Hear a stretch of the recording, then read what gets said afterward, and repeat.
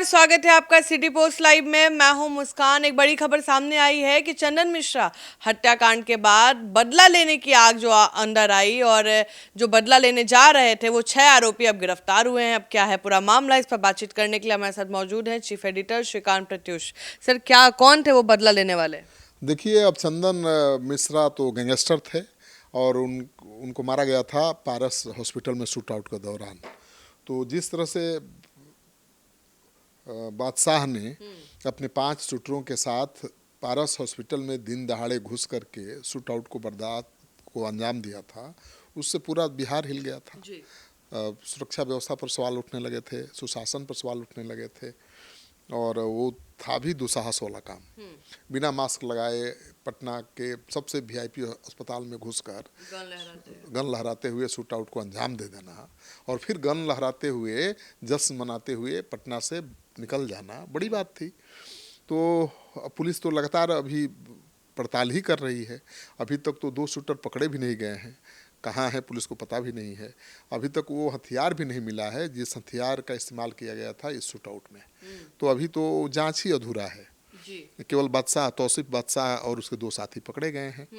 तो इस बीच एक बड़ी खबर आ गई कि बड़ी खबर ये है कि जो चंदन मिश्रा के लोग हैं वो चुपचाप नहीं बैठे हैं, अब वो बदला लेंगे, बदला लेने की तैयारी कर रहे थे। बक्सर औद्योगिक थाना क्षेत्र की पुलिस को खबर मिली कि कुछ लोग हथियारों के साथ बैठकी कर रहे हैं, हथियार लेके आ रहे हैं, जा रहे हैं। तो पुलिस के कान खड़े हो गए कि भाई कौन है। पुलिस ने तुरंत एसपी को सूचना दी, एसपी ने एक्शन लेने का आदेश दिया और पुलिस ने रेड किया तो 6 अपराधी पकड़े गए जिनके पास से 3 पिस्टल, जिंदा कारतूस और हथियार, देसी हथियार बनाने के सामान बरामद हुए। मतलब हथियार बनाने का भी काम चल रहा था और उनके पास घातक हथियार तो थे ही। 3 पिस्टल पकड़े गए हैं, जिंदा कारतूस पकड़े गए हैं और हथियार बनाने की तैयारी भी चल रही थी। तो पुलिस का कहना है कि गुप्त सूचना के आधार पर रेड करके 6 अपराधियों को दबोचा गया है, जिसमें से चंदन मिश्रा की हत्या का बदला लेने का खुलासा हुआ है। क्योंकि पूछताछ में इन अपराधियों ने कबूल किया है कि चंदन मिश्रा की हत्या का हम लोग बदला लेने की तैयारी कर रहे थे। इन्होंने नाम का भी खुलासा कर दिया है कि किसको मारने वाले थे। पुलिस बता नहीं रही है अभी, लेकिन पुलिस कह रही है कि जिसको मारने की योजना बना रहे थे उसकी सुरक्षा बढ़ाई जाएगी। हाँ, लेकिन किसको मारने की तैयारी में थे अभी खुलासा नहीं किया है। सर, इसका मतलब है चंदन मिश्रा हत्याकांड में और भी लोग हैं, गंभीर आरोप अगर लगाया जा रहा है, ये लोग किसको मारेंगे? क्योंकि हमारे नज़र में जो आरोपी हैं वो तो जेल में हैं, रिमांड में हैं। तो जो नाम ये लोग ले रहे हैं कि इनको मारने की तैयारी कर रहे हैं हम और हम बदला लेंगे, तो मतलब अभी और आरोपी हैं जो अभी तक पकड़ाए नहीं हैं। जो आरोपी हैं उनके रिश्तेदार हैं, उसके परिवार वाले हैं, किसी को मार के बदला लिया जा सकता है। खून के प्यासे हैं ये लोग। चंदन मिश्रा कोई साधु थोड़े थे, वो भी तो खुंखार थे ना, और कितनी हत्याएं कर चुके थे। तो उनके जो लोग हैं, उनके गैंग से जुड़े हुए लोग, जो अपराधी, वो चुपचाप थोड़े बैठेंगे। वो खूनी खेल खेलना चाहते हैं, उसकी तैयारी भी शुरू कर दी है।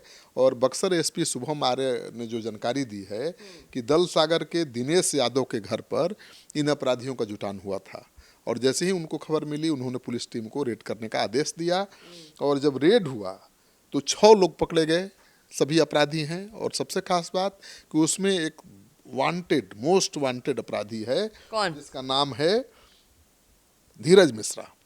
तो धीरज मिश्रा मोस्ट वांटेड अपराधी है, वो भी पकड़ा गया है।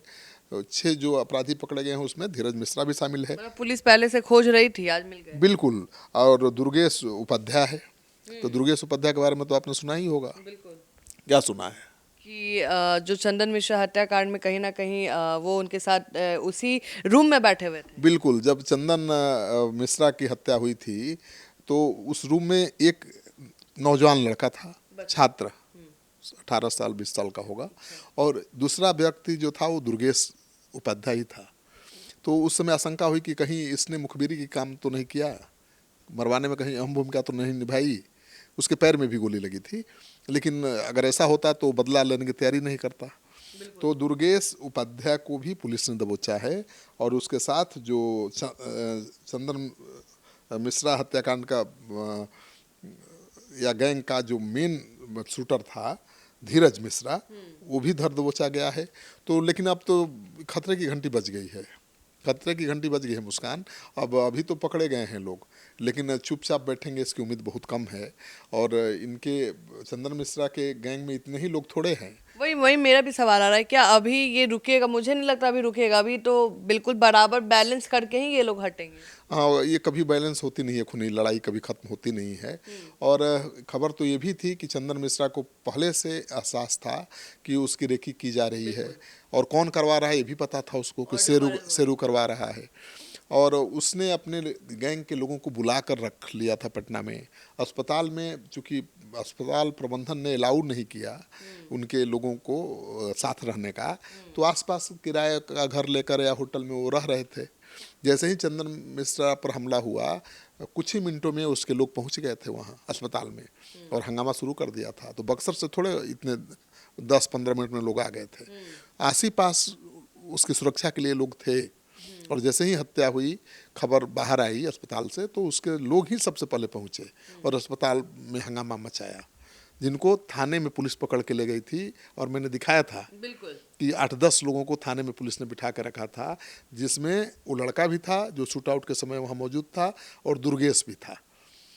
तो मैंने दुर्गेश से बात करने की कोशिश की थी, लेकिन वो मुंह छुपा रहा था, वह मतलब अपनी पहचान छुपाने की कोशिश कर रहा था। उसी समय मुझे आशंका हो गई कि अपराधी हो सकता है, क्योंकि जो लड़का था वो तो मुंह नहीं छिपा रहा था, पहचान नहीं छिपा रहा था।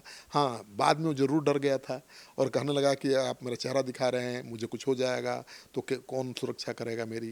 वो तो उसका मैंने चेहरा नहीं दिखाया था, ढक दिया था, ब्लर कर दिया था, जिसने पूरी शूट आउट की कहानी सुनाई थी। तो ये लग रहा है कि अब ये बहुत दूर तक बात जाएगी। अब 6 लोग पकड़े गए हैं, कितने लोग उसके गैंग में होंगे और कहाँ तैयारी चल रही होगी, कहाँ हमला होगा, ये कहना बड़ा मुश्किल है।